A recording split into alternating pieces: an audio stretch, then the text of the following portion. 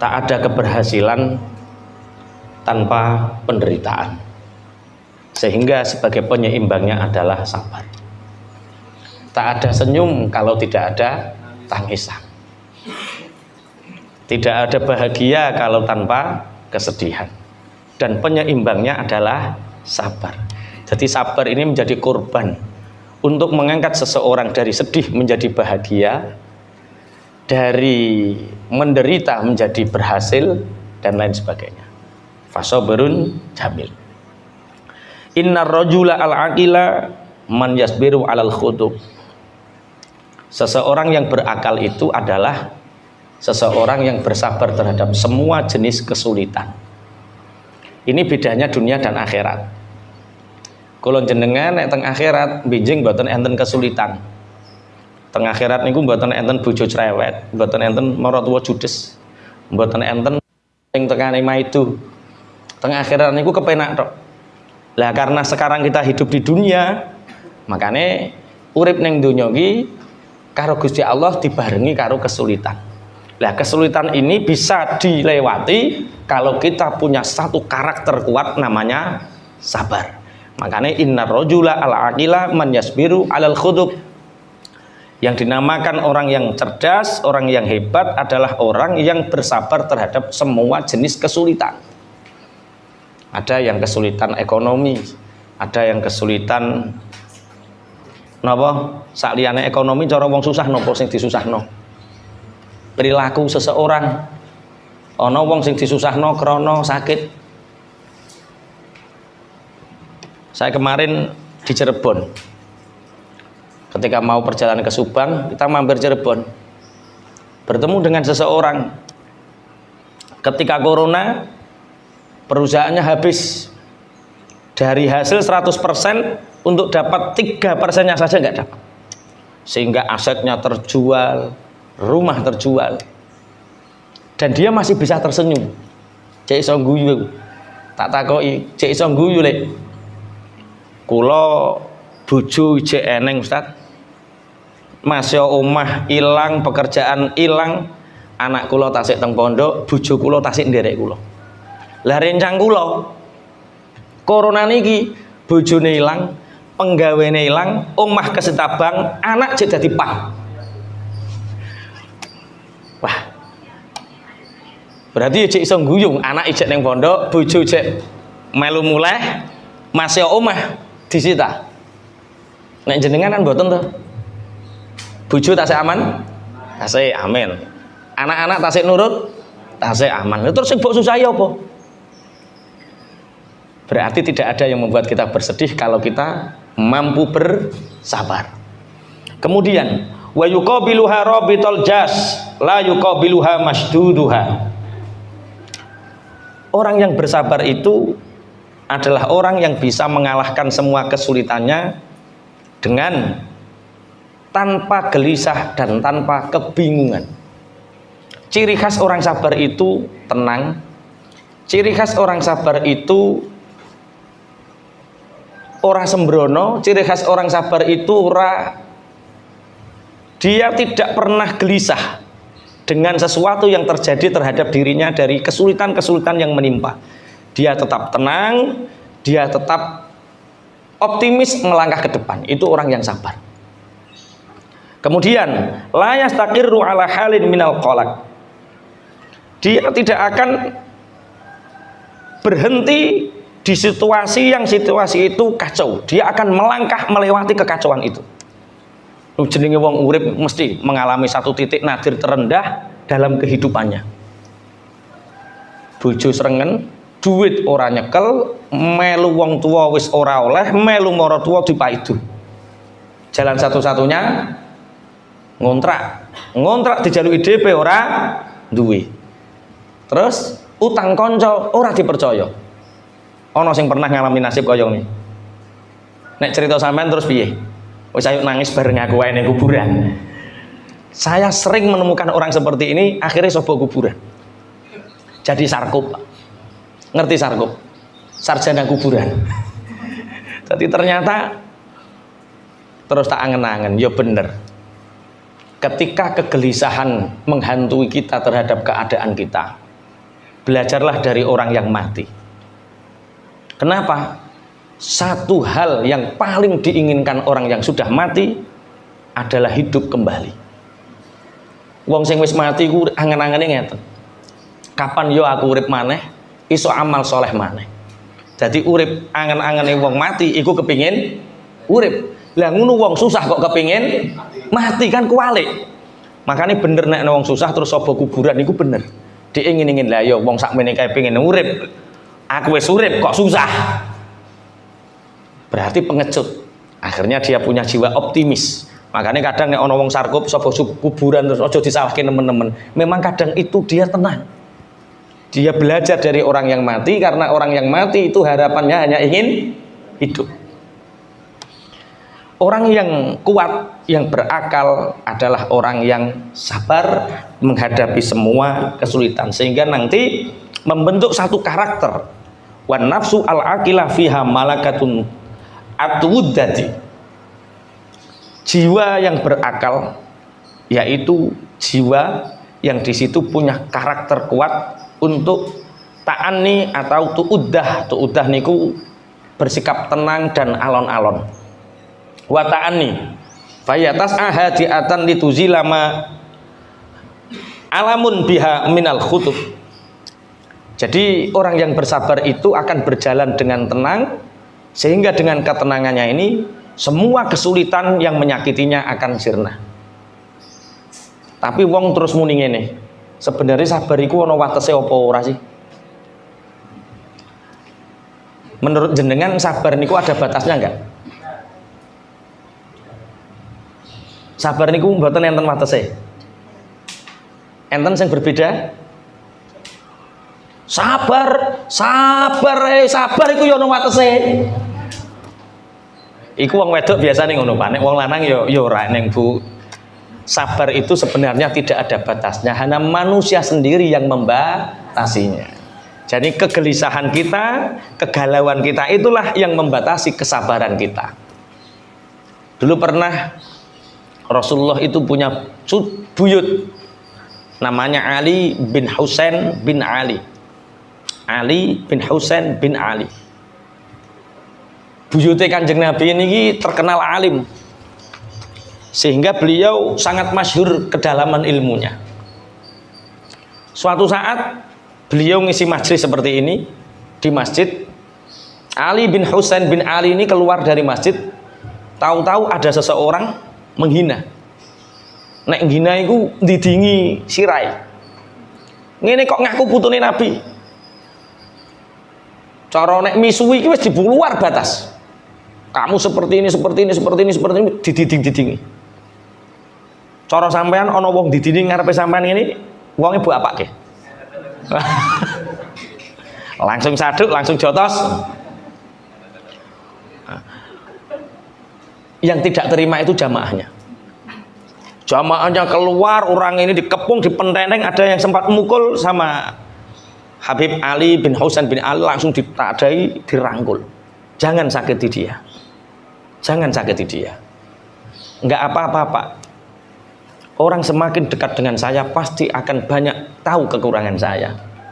Dan alhamdulillah Bapak telah menerangkan banyak kekurangan saya, sehingga saya akan berbenah. Terima kasih Bapak. Pulang orang ini ditanya alamatnya mana. Di antara jamaahnya, aku punya uang 1000 dirham, tapi di rumah. Di antara sekalian ada nggak yang bawa uang 1000 dirham? 1000 dirham itu 1 dirham 2 gram. Berarti kalau 1000 dirham berarti 20.000 gram. Nek sak gram 1 juta. Berarti nek 20.000 gram itu berapa uangnya?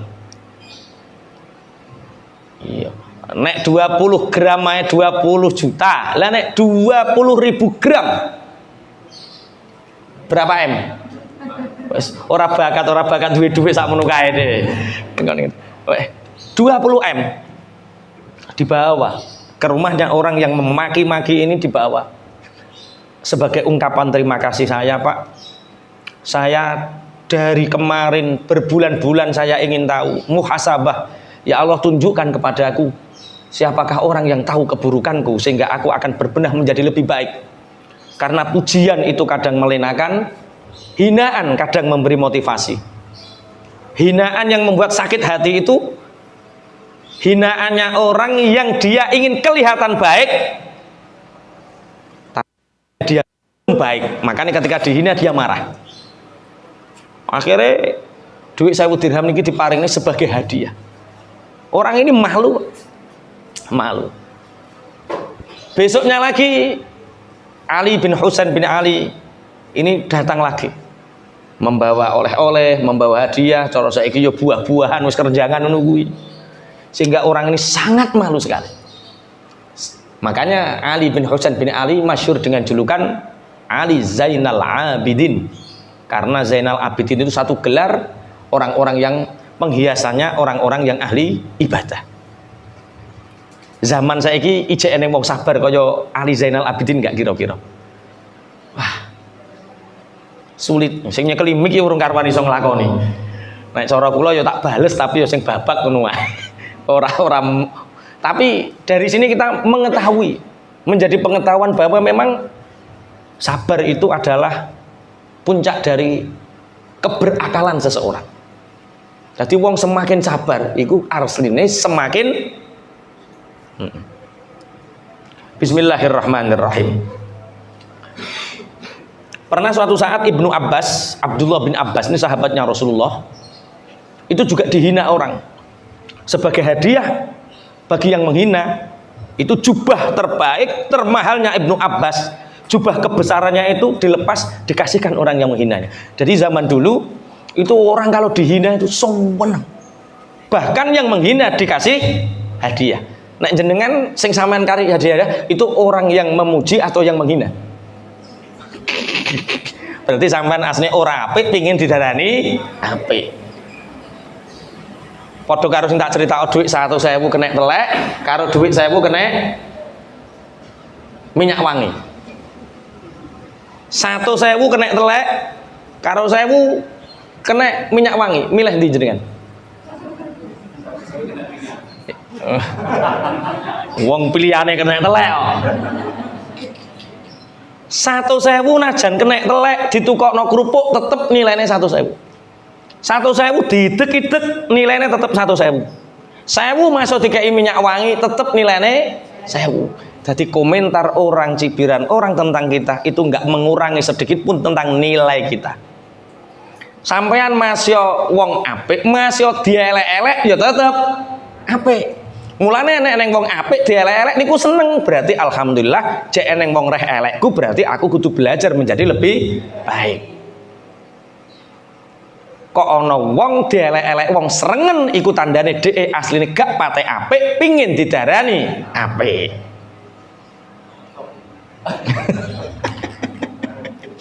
Nggih. Itu kuncinya sabar ya seperti itu. Pun kula lajengaken. Wa tadfa'u anha adiyatal maihani.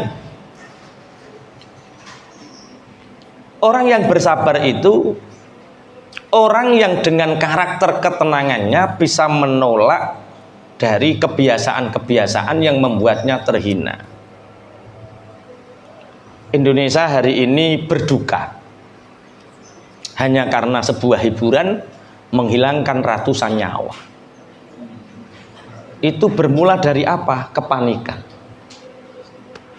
Memang kepanikan itu awal dari sebuah bencana. Wong sing kena penyakit lambung itu asalnya panik. Wong sing kena jantung lemah itu berawal dari kepanikan. Orang yang punya penyakit jantung bocor itu ya bermula dari kepanikan. Maka panik itu adalah awal dari sebuah penyakit. Makanya dalam keadaan apapun kita harus dalam tenang. Hakim tidak boleh memberi keputusan dalam keadaan tidak tenang. Ono hakim neng omah digeremengi bojo, diseneni bojo, tidak boleh mengambil keputusan. Soalnya kok bereset keputusannya Pak. Perkara urung-urung wis diseneni bojo. Kepala sekolah kalau punya masalah pribadi di rumah jangan ambil keputusan apapun di sekolah. Mundak baper.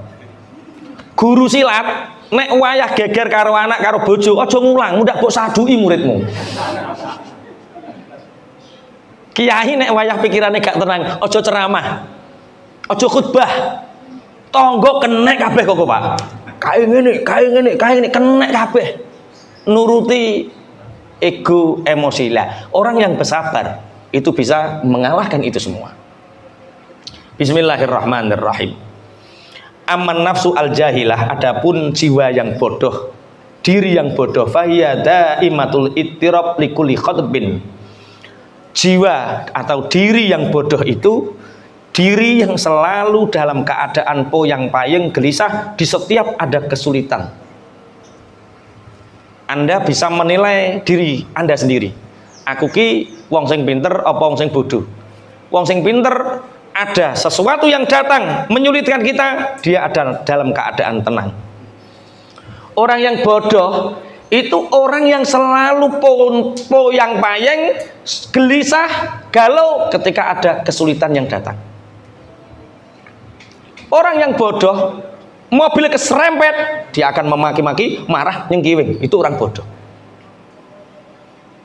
Saya pernah di Malang, sopir saya yang sering sama saya itu rata-rata pendekar, lulus itu 13 perguruan semua. Yang gede dhuwur gondrong itu ya lulus 13 perguruan, ketua Ujun Indonesia. Yang biasanya juga adiknya Kang Zen ini itu juga pendekar Gasmi Pagar Nusa. Jadi karakternya yo pendekar. Pernah di Malang itu mobil keserempet, bruak. Tak delok praenane, matane rada abang. Ojo mudun. Tak aku sing mudun. Kok nek wis tak panggil baru mudun. Orangnya langsung berak, mobil keluar di Malang ini. Saya juga keluar. Pangapunten Pak, tidak ada musibah yang disengaja. Tadi sing salah sopo aku yo ora ngerti, wong aku yo turu roh-roh kok berak. Wah iki mobilku anyar Pak. Lah pinten to gasretane ini? Wah iki iso 3 juta. Nah, kalau harga diri Anda hanya 3 juta, ayo neng rekening tak ambilkan sekarang ke ATM. Kalau harga Anda senilai 3 juta. Tapi kalau Anda orang yang baik, ayo rundingan dhisik ngopi. Oh, milih 3 juta apa ngopi? 3 juta selesai.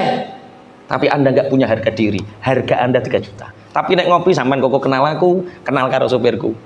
Ya Mas, ngopi-ngopi ya wis ngopi. Kenalan. Daleme pundi? Dung dawa mbalen. Loh, padha wong mbalen aku wong mayang kawis. Lho mayang kawis apa nih Pak Toha lho? Ya aku yo Pak Toha aku. Waduh, wong kenal kok ora ngerti wonge. Ya Allah. Akhirnya harga dirinya tidak 3 juta. Tapi memaafkan. Ifah. Ternyata dengan ketenangan dan kesabaran, supirku lagi tak umpama sampean muring-muring lho Pak, dijoto supirku ki pisan ambruk sampean.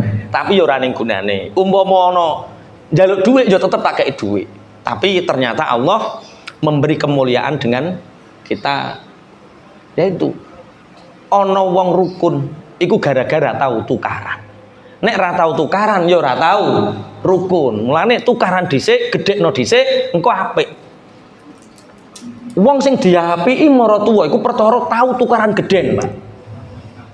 Nek sing timik-timik ora barbar.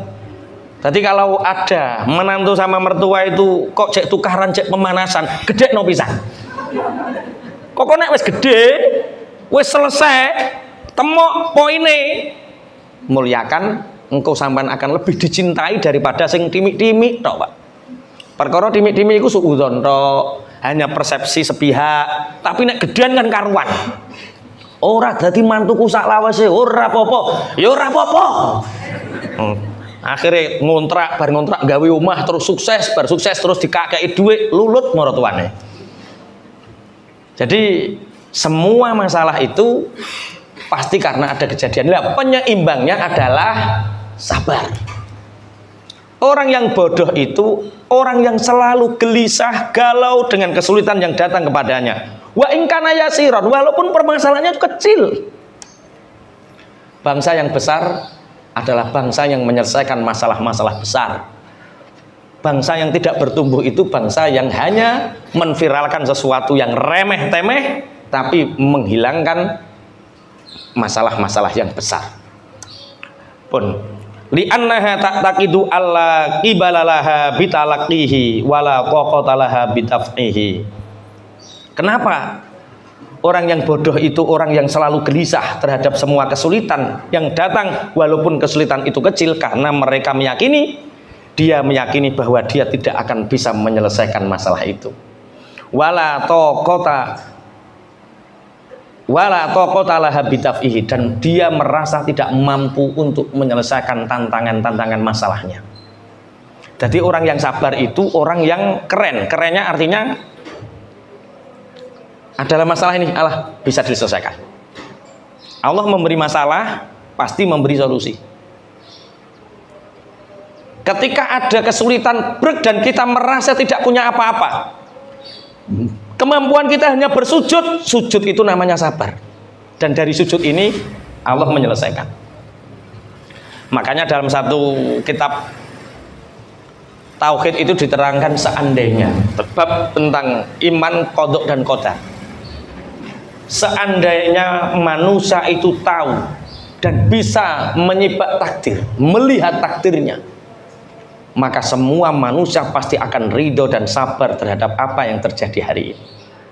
Tak balik ini, seandainya manusia bisa melihat takdirnya, maka pasti semua manusia ridho dan sabar terhadap kejadian kesulitan hari ini. Ada satu orang punya satu anak, istrinya sudah meninggal dan dia tidak mau menikah lagi karena dia ingin fokus membesarkan anaknya dan menjadikan anaknya ini orang sukses. Karena zaman dahulu dia itu punya satu-satunya kuda, hartanya itu hanya kuda itu. Suatu saat kudanya ini hilang. Akhirnya para netizen itu ya masyarakat sekitar, itu mengatakan, kasihan sekali orang tua itu. Dia hanya punya anak dan kuda, sekarang kudanya hilang. Kasihan sekali dia, betapa malang nasibnya. Apa kata orang tua ini mendengar para netizen berbicara? Kok kamu tahu saya malang? Saya biasa-biasa saja. Akhirnya tahu-tahu kuda ini ternyata lari di tengah hutan. Setelah tahu jalannya pulang, kuda ini adalah kuda jantan yang banyak memikat kuda-kuda yang lain. Sehingga ketika kudanya pulang, diikuti oleh kuda-kuda liar di tengah hutan. Sehingga berjumlah 12 kudanya. Orang-orang para netizen itu mengatakan, beruntung sekali hidupmu. Ternyata kudamu menjadi 12. Lah yaudik nane betapa malang, saiki betapa beruntung. Kalau hidupmu nuruti netizen, hidupmu gak akan tenang. Kata siapa aku beruntung? Bisa jadi kuda ini adalah fitnah. Satu kata yang selalu diucapkan orang tua ini adalah firman-Nya Allah, fasabrun jamil wallahul musta'anu ala ma tasifun. Tapi cukup diringkas fasabrun jamil. Ketika dia kehilangan kudanya satu kuda, dia mengatakan fasabrun jamil, bahwa sabar itu indah. Ternyata betul, netizen betapa malang nasib orang itu. Dia mengatakan fasabrun jamil, sabar itu indah. Ketika kuda ini datang membawa 12 kuda yang lain, orang mengatakan betapa beruntungnya, dia tetap mengatakan fasabrun jamil, sabar itu indah. Ketika ada 12 kuda baru yang liar, anaknya ingin menguji. Diajari, dinaiki, karena kudanya liar, akhirnya tidak bisa diajari, belum sempat diajari, anaknya jatuh dan kakinya patah, disangkal putung. Orang-orang mengatakan, oh ternyata kuda itu membawa sial. Apa kata bapaknya? Fasabrun jamil. Para netizen mengatakan, oh ternyata kudanya itu membuat patah kaki anaknya. Tapi orangnya mengatakan fasabrun jamil. Setelah anaknya kakinya patah, ternyata ada utusan dari kerajaan yang mengatakan, memerintahkan surat mandat dari raja bahwa semua anak muda yang ada di kampung itu yang sehat walafiat harus mengikuti wajib perang dengan tetangga kerajaan sebelah. Sehingga orang-orang nangis, anak nom-nom dibawa prajurit untuk diajari perang dan diwajibkan untuk berperang. Yang kakinya patah selamat nggak ikut. Fasabrun jamil. Orang-orang mengatakan, wah beruntung sekali kakimu patah. Keadaannya sama, tapi yang satu mengatakan fasabrun jamil, yang satu mengatakan kadang malang, kadang beruntung, kadang malang, kadang beruntung. Kalau hidup kita di atas namakan netizen, kalau hidup kita bahagia tergantung ucapan netizen. Netizen yo tonggo-tonggomu lho Bu, sampean ra duwe follower engko. Yo tonggo-tonggomu. Ya uripmu susah. Karena banyak yang viral hari ini di kamera seperti ini dan tersenyum, ternyata di belakang cekik-cekikan dan tampar-tamparan, Pak. Penggembara gitu. Masya Allah. Fasabrun jamil. Berarti yang benar, ketika kita kehilangan sesuatu seperti kehilangan kuda, mengatakan fasabrun jamil. Jangan urusi urusan orang lain. Fasabrun jamil. Masya Allah. Kemudian fahiyala tastatiu at-tamallusa minhu wala taqdiru ala tafaddi min adiyatihi. Orang yang bodoh ketika ada kesulitan datang, dia poyang-payeng, galau, gelisah, dan dia mengatakan aku tidak mampu, aku tidak punya kekuatan untuk menyelesaikannya. Fayala tastatiu at-tamallusa. Dia tidak mampu untuk membuat sarana lepas dari kesulitannya itu. Sehingga kesulitannya ini akan berdampak panjang terhadap dirinya dan orang-orang yang ada di sekelilingnya. Bapak Ibu pangapunten, siji wong susah iku nulari wong susah pinggir-pinggire. Galau itu juga menular, bahagia juga menular. Maka bertemanlah dengan orang bahagia, karena satu senyuman itu akan membuat riuh satu ruangan, akan membuat bahagia satu ruangan. Tapi satu kesedihan, satu kesempukan, satu kegalauan akan membuat orang juga ikut galau. Bangun tidur, biasanya kita ngapain bangun tidur? Tangi turu pelek mek apa? Kamar mandi, yo ning kamar mandi dhisik, mosok ning kamar mandi. Bangun tidur, alhamdulillahilladzi ahyana ba'da ma amatana wa ilaihin nusyur. Hati sudah tenang karena kita mau mengingat Allah. Plek, bojone ning pinggire mesem. Penting, 20 detik mesem. Lho iki tenan lho iki ya.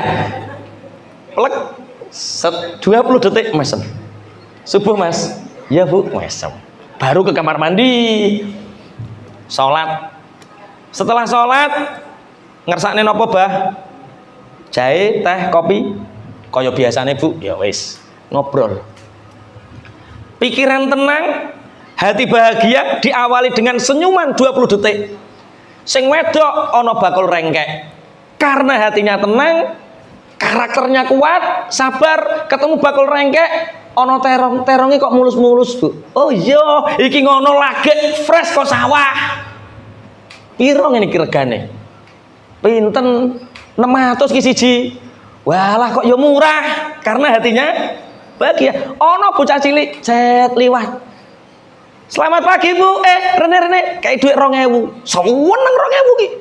Neng warung kopi, neng warung tuku jajan, seneng. Bakul rengkeke ayem, awake ayem, plek, bakul rengkek. Terong-terong apik, mulus apik, karena kebahagiaan kita menular. Tangi turu, plek. Tangi. Turu wae. Ya lho. Dik. Isuk mbok gremengi. Alah wong lanang gak ceket-ceket. Wes. Ceket-ceket ini bojone ayu. Bojo kaya gendru kok ceket-ceket. Wong wedok dilokke kaya gendru, Pak. Atine medhodok, Pak. Ora takok ngersake nopo, Pak. Nggawe kopi isuk-isuk, tapi nek ngudek ora nggo sendok, nganggo glati. Sing lanang wis deg-degan mau weneng. Bar tak lono gendruwo, saiki nganggo glati. Plek. Wis muring. Ana bakul rengkek. Roh teh roh. Terong welek piro? Elek-elek piye iki lagi bar ngunduk. Alah lah elek ngene kok. Regane piro? 600. Larang men. Wis, bakul rengkeke melok sumpek. Ora mbok tukoni yo ora apa-apa. Eneng tanggane melok takok, "Yu rengkeke piro?" "Aja yayu." Seremen, Pak. Jadi kebahagiaan itu akan menular, kesedihan juga akan menular. Maka satu, kalau tiba-tiba datang kesulitan kepada kita, satu, yakini kita mampu menyelesaikannya. Yakin dulu. Kedua, pasrah sama Allah. Dengan sujud, zikir kita, masalah ini akan selesai. Ketiga, baru kita perbanyak muasyarah, perbanyak berbuat baik kepada orang, karena siapa tahu kebaikan itu menjadi jalan keluar kita. Banyak orang ketika diberi sulit sama Allah, itu fokus sama kesulitannya. Dia tidak fokus sama yang membuat masalah. Paham maksudnya ya? Kenapa orang dikasih masalah sama Allah? Itu karena kendangaan. Ada satu kisah rombongan kepala sekolah sama murid-muridnya mau rekreasi. Ini nyarter bis. Bisnya itu biasanya ya lewat jalan itu, jembatan itu, bisnya lewat. Setelah 3 bulan nggak pernah lewat, bisnya itu nggak pernah lewat situ. Sebenarnya jembatan ini semakin dekat dengan aspalnya karena aspalnya ini dibangun 60 cm. Sehingga tidak sadar ketika rombongan ini melewati jembatan, cerat, pas mandek di tengah, Pak. Nggak bisa golek-golek. Maju nggak bisa, mundur juga nggak bisa. Kepala sekolah, tim guru, dan sopir terus. Ada satu anak mengatakan, saya tahu caranya. Gak direken. Cah cilik setopo. Saya tahu caranya, Pak. Wis to meneng wae. Kita mau rundingan. Piye caranya bisa keluar? Akhirnya mentok kepala sekolahnya ini, tadi kok ada anak yang tahu caranya, ini bagaimana? Nah, kamu tadi mengatakan apa? Saya tahu caranya. Agar kita keluar dari kesulitan ini. Bagaimana, Nak? Begini, Bu. Ban BC dicesi dhisik. Nek ban BC dicesi otomatis turun. Setelah turun didorong bareng. Baru setelah keluar dikumpul. Oh iya. Kadang sesuatu yang paling sederhana dan paling kecil untuk menyelesaikan masalah kita nggak tahu. Untuk masalah kita bisa selesai, satu, sujud kepada Allah. Dilukno awak, hilangkan ego, masalah akan selesai. Suami istri yang bertengkar itu ketika bane gak dicesi, ya tetep mancep ning tengah jembatan, maju gak bisa, mundur gak bisa. Sing tukaran karo bojo, bane cesi dhisik. Pengurus karo guru tukaran, bane cesi dhisik. Engko nek wis padha ngecesine, ces, ketemu jalan keluarnya. Pejabat sama rakyat ada masalah, gap yang luar biasa, apa yang dilakukan? Bane dicesi dhisik. Bane dicesi itu kinayah yo, kinayah, pangapunten. Engko ndang duwe masalah apa? Bane cesi dhisik.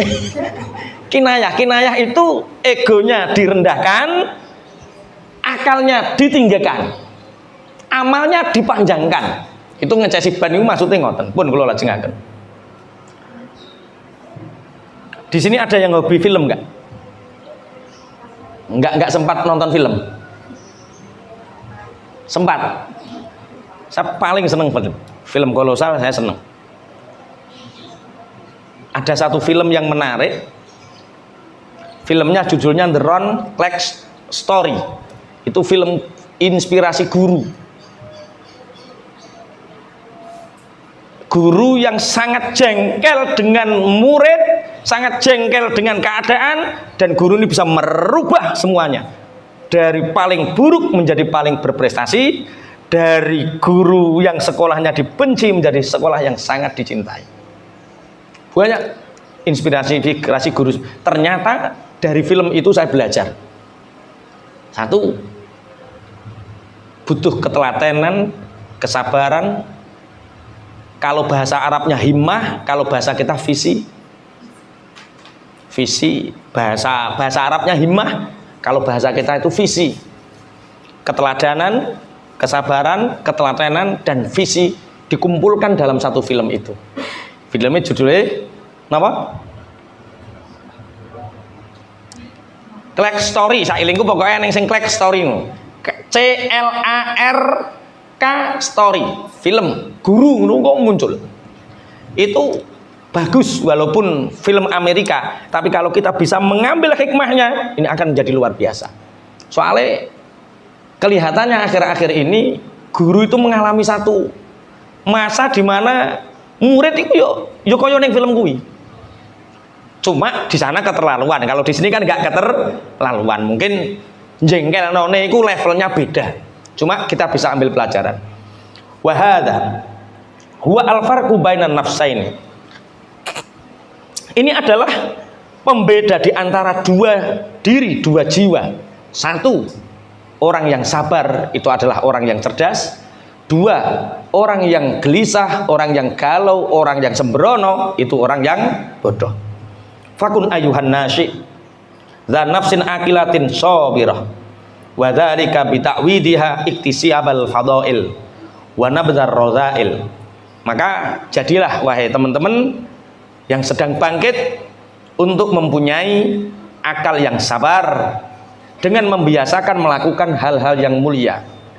Ketika kita mengalami satu kesulitan, katakan fasabrun jamil, isbiru wasabiru. Bersabarlah dan wasiatkan sabar untuk orang lain. Sama, ada satu kejadian. Saya itu dulu di desa Mayangkawis pernah terjadi paceklik. Saya ingat betul orang nandur pari itu 3 musim. Jenenge gadu. Mbah nek ning kene jenenge apa ya? Sing pari ping 3, sing nomor 3 jenenge apa? Wah, gak neng wong tani ning kene. Dah. Pertama awalan, kedua walian. Iya kok gak neng sing ngerti ya? Awalan, walian, terus gadu. Nah, itu pas wayah Ramadan, air digilir dari klepek. Gilirannya Mayangkawis Jumat, Pak. Wah, Ramadan miline jam 12:30 sampai 12:30. Wah, sehingga ada orang yang piye ki Jumatan to ora, nek Jumatan ora keduman banyu. Eneng sing halah ninggalno Jumatan ping pisan tok wae. Sehingga masjid saat itu hampir separuh. Yang separuh sholat Jumat, yang separuh golek banyu. Karena alasan mereka iki nek gak dilekno ora panen. Sing Jumatan wis aku pasrah kok nek umban jam 2:30 wong Jumatan paling yo sampai 1:30 kok tak tinggal kok yo jek iso ngoyok-ngoyok sithik nek Gusti Allah gawe panen yo panen nek ora yo ora. Akhire Jumatan ana sing ora. Ternyata tahun itu semua nggak panen. Siapa yang perlu disalahkan? Ya nggak ada yang perlu disalahkan. Karena saya teringat satu kisah, ada seseorang yang satu waktu itu masalahnya harus selesai. Dia punya masalah tentang air, dia punya masalah tentang gandum yang harus digiling, dia punya masalah, dia masih punya tanggungan terhadap orang lain yang harus dibayarkan dalam satu waktu. Sama, harinya hari Jumat, jamnya pas waktu Jumatan. Ternyata ketika orang itu bersabar, meniatkan untuk ibadah, ternyata orang yang penggilingan ini datang, Pak, kalau ingin gilingkan sekarang, karena nanti akan terjadi seperti ini. Oke, ternyata masalah itu sebelum Jumatan semua sudah clear masalahnya. Jadi yakin bahwa semua yang kita hari ini lalui, kesulitan hari ini kita lalui, kita jalani hari ini pasti akan terlewati dengan baik selama kita punya rasa nopo sabar.